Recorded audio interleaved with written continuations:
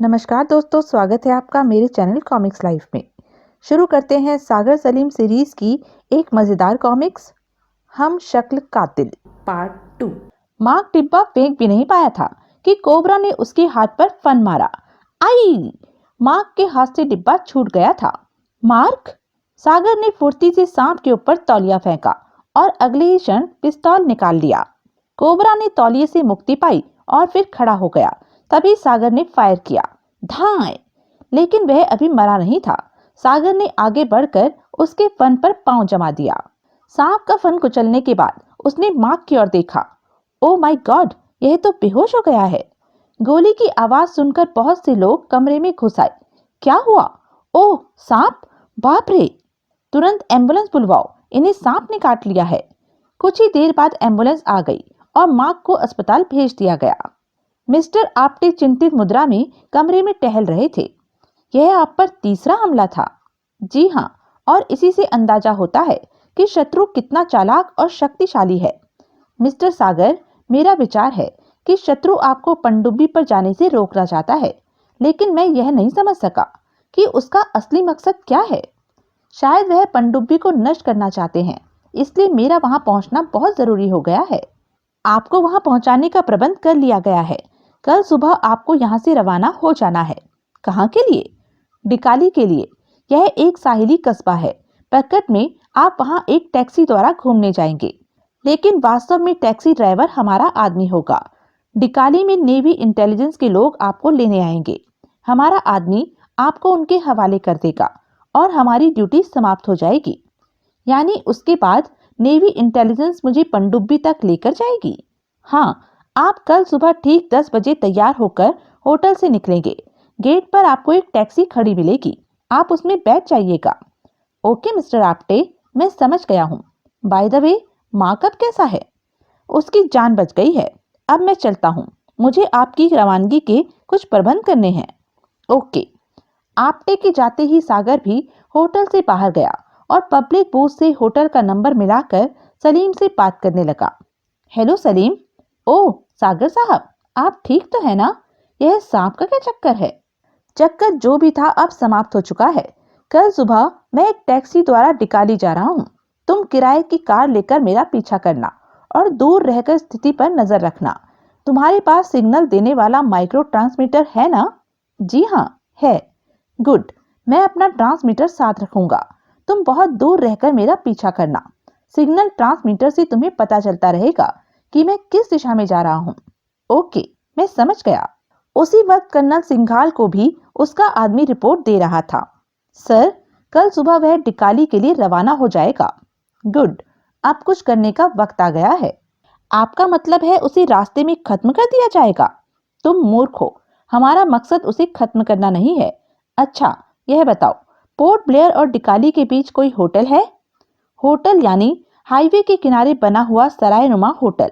जी हाँ, रास्ते में शेल्टर नामक एक होटल है जो सड़क से काफी हटकर बना हुआ है। यह होटल ज्यादा चलता नहीं है। एक बूढ़ा और उसकी पत्नी उसके मालिक हैं। गुड, तुम ऐसा करो, आज ही जाकर वह पूरा होटल बुक करा लो। अगर वहां कोई ग्राहक ठहरा हुआ है तो उसे भगा दो। मैं समझ गया बॉस, समझिए काम हो जाएगा। हो ही जाना चाहिए, वरना। सिंघाल ने बात अधूरी ही छोड़ दी और गिलास खाली करने लगा। अगली सुबह ठीक 10 बजे सागर होटल से बाहर निकला।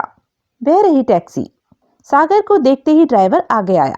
आइए सर, तुम जानते हो ना हमें कहाँ जाना है?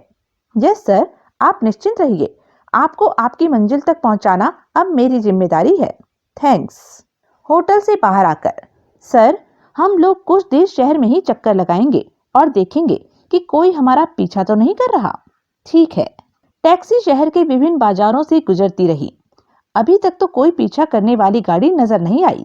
इसका मतलब है शत्रु को मालूम है कि मैं कहाँ जा रहा हूँ, इसलिए उन्होंने पीछा करना उचित नहीं समझा। सलीम की गाड़ी भी नजर नहीं आई। वह अवश्य ही दूर रहकर ट्रांसमीटर सिग्नल द्वारा पीछा कर रहा है। तभी ड्राइवर की आवाज सुनकर वह अपने विचारों से चौंका। यह आश्चर्य की बात है सर, कोई हमारा पीछा नहीं कर रहा। हाँ, मुझे भी हैरत है। खैर, अब तुम डिकाली की ओर चलो। उनकी टैक्सी शहर से बाहर जाने वाली सड़क पर पहुंची। ओह सलीम, शहर से बाहर आकर सागर ने पीछे मुड़कर देखा। सलीम आ रहा है। सलीम के पास सिग्नल रिसीविंग सेट था, जिसकी मदद से वह पीछा कर रहा था। बीप बीप बीप, यह मीटर बता रहा है कि सागर साहब की टैक्सी 3 किलोमीटर आगे जा रही है। इतनी ही दूरी रखकर पीछा करना होगा। सागर की टैक्सी एक दोराहे पर पहुंची। रास्ता बंद है। रास्ता बंद है, इस ओर से घूमकर जाना होगा। टैक्सी दूसरे रास्ते पर चल दी। उस सड़क पर टैक्सी के दूर जाते ही झाड़ियों में घुसा हुआ एक आदमी बाहर निकला और उसने सड़क का बोर्ड उठाकर दूसरे रास्ते पर रख दिया। कुछ देर बाद सलीम की गाड़ी वहां पहुंची और सीधी उस सड़क पर चली गई जिस पर पहले बोर्ड लगा हुआ था। उधर सागर की टैक्सी एक मोड़ पर घूमी। ओह, यह कौन लोग हैं? टैक्सी के रुकते ही वे दोनों निकट आए। हेलो मिस्टर सागर, आप मुझे जानते हैं? उस व्यक्ति ने अपना परिचय पत्र देते हुए कहा। जरा यह देख लीजिए। सागर ने कार्ड लेकर पढ़ा। ओह, आप नेवी इंटेलिजेंस से हैं? जी हाँ, मैं कैप्टन विनोद और यह मेरे साथी कैप्टन सतीश हैं। थैंक गॉड, मैं तो समझा था कि आप लोग मेरा अपहरण करने आए हैं। हम आपका अपहरण करने आए हैं। दरअसल हमें सूचना मिली है कि शत्रु ने डिकाली में आप पर हमला करने की योजना बनाई है। इसलिए हमने सोचा कि आपको डिकाली पहुंचने से पहले ही रोककर सुरक्षित स्थान पर पहुंचा दिया जाए। यानी मुझे आपके साथ चलना होगा? जी हाँ, आप अपनी टैक्सी में ही हमारे साथ आइए। मैं अपनी गाड़ी में आगे चलता हूँ। कैप्टन सतीश आपके पीछे आएंगे। ओके। सागर की टैक्सी को बीच में लेकर सफर फिर शुरू हुआ। लगभग 10 किलोमीटर चलने के बाद एक होटल के सामने कैप्टन विनोद ने अपनी गाड़ी रोक दी। फिर शेष दोनों गाड़ियां भी रुक गई। उधर सलीम ने देखा कि मीटर में थिरकती सुई ने अचानक झटका खाया और 12 के अंक से हटकर 3 के अंक पर जा पहुंची। अरे, यह क्या हुआ? क्या उन्होंने रास्ता बदल लिया है? ज्यों-ज्यों गाड़ी आगे बढ़ रही थी, डायल की सुई स्थान बदलती जा रही थी। सलीम ने घबराकर गाड़ी रोक दी।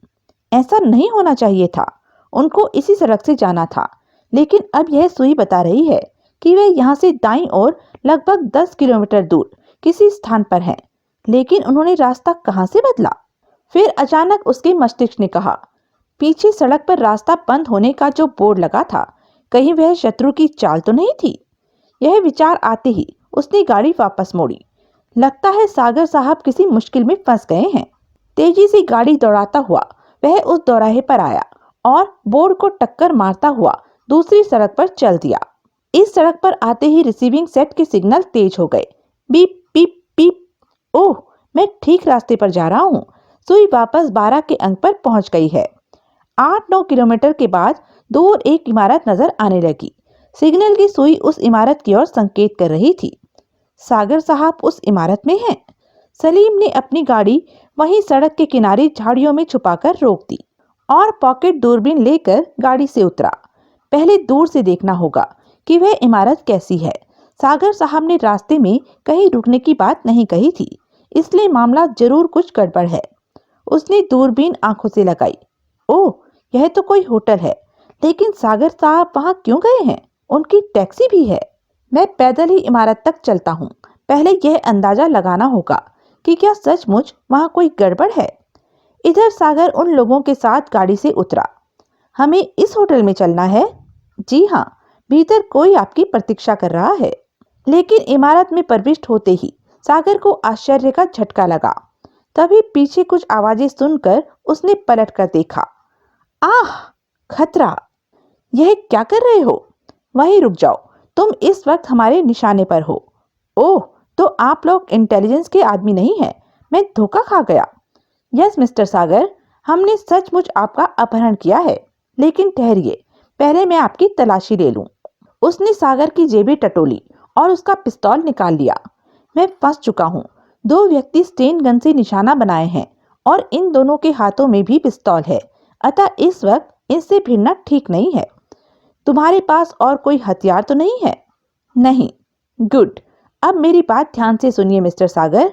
आप जहां पहुंच गए हैं, यहां से अब आप भाग नहीं सकते। इसलिए बेहतर हो कि आप हमारे साथ सहयोग करें। उसके बदले में हम आपके साथ मेहमानों जैसा सलूक करेंगे। लेकिन आप लोग हैं कौन? यह हमारे बॉस कर्नल सिंघाल आकर बताएंगे।